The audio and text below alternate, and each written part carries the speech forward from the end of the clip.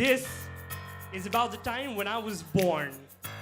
I was laying in my mother's arms silently as if I hadn't peed on the nurse's face just 10 minutes ago. My father then picked me up. He turned my head towards his face. We looked into each other's eyes. He held me tightly in his embrace.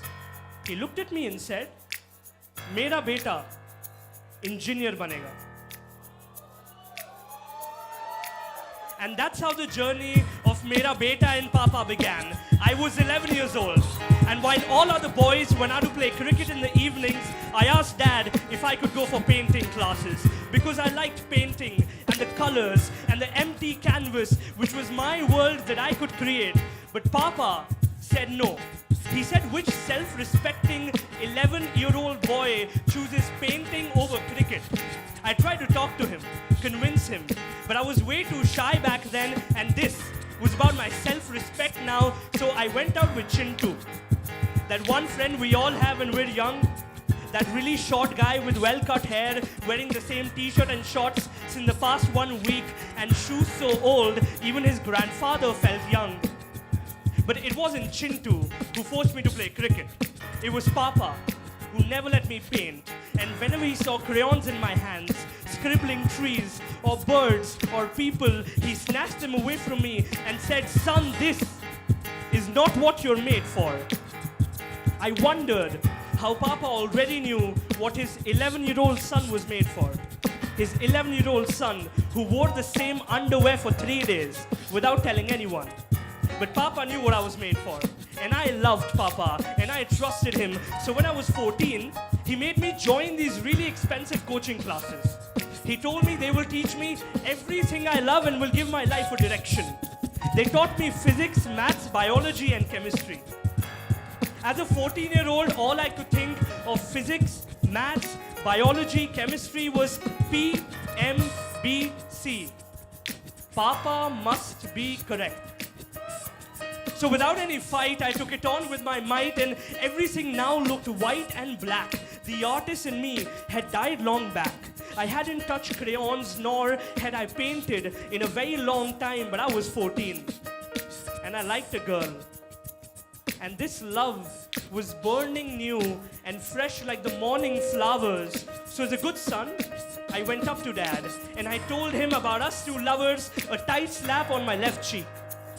The love felt stronger, but I went weak. And I asked Dad what the problem was, because love is such a noble cause. And yes, although our love did have flaws, why did he want us to pause? And I told him that, Dad, you yourself are married and you have a wife.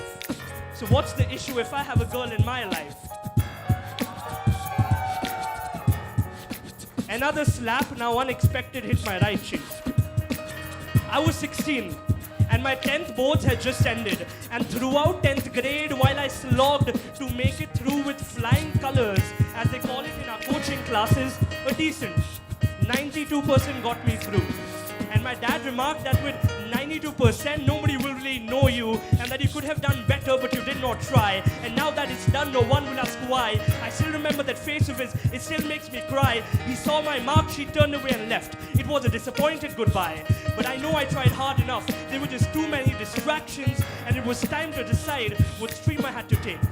It was 7 in the morning. I waited for Dad to be awake. He wakes up, walks up to me, takes the admission paper from my hand, sits on the sofa right across the hall. He rests his feet on the land. There is a look in his eyes which says, "Son, what is taking you so long in deciding?" Well, I'm looking down at the carpet, keeping him oblivious of the decision that I've been hiding. I didn't have the courage to tell Papa that his son won't be able to pursue engineering, because all this while there was a mask I had been wearing. I look up to speak to Papa, but he's already written science. I wish I had thought this through. I wish I had prepared a few lines, but then I start speaking. I say, Papa, listen to me, Papa. I can't do science. I like poetry and art, Papa, and I've been living a lie all this while. And I need to go this extra mile and tell you how I feel, because without your support, Papa, I will not be able to heal. He looks at me as if my life were a movie and this were the plot twist. He held me by my wrist and handed me a physics book and said, "Look, son, I really love you, but my decision is final. I am not changing it, sorry. So as I'm doing engineering right now, as my dad wanted me to, there is no way out for me, of course. Maybe he was right back in the day when he said, this is what I was made for. And you all must be thinking, what a cruel father I have, who's been forcing himself on me since my birth. But the truth is, he isn't my biological father.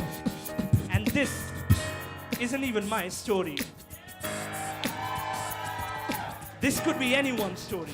This could be your story. This could be your story. This could be your story. Papa, Papa, here is the common father we all have. Papa, here is society. Papa, here is all those distant aunties and uncles and relatives who never gave a jack shit about you, but told you who you were and what you're made for. Because Papa does not want his son to paint, although Papa himself is no saint. And Papa can't see son go against his values, because Papa knows exactly what's best for you. But if every child was made for the same thing, Father, then why don't the schools and colleges have this one stream rather? And don't get me started on Papa's restrictions on his daughters. There is a rule book each and every daughter of his has to follow, and those who don't aren't accepted as a part of the family anymore. But if our conservative society is the father, then progressive thinking is the mother. But in the patriarchy we live in, Papa never lets mom speak. And there is no space for progress or thinking, because the children's eyes have been blinking and Papa isn't ready to evolve. And here's the man we've got to solve, because if the kids aren't allowed to be who they are, we will all be left back so far, and let them follow their passion. Because that is one thing which will never go out of fashion, and there's a very bright future ahead, a future that I can see. But for that to become reality, Papa, you need to set your children free.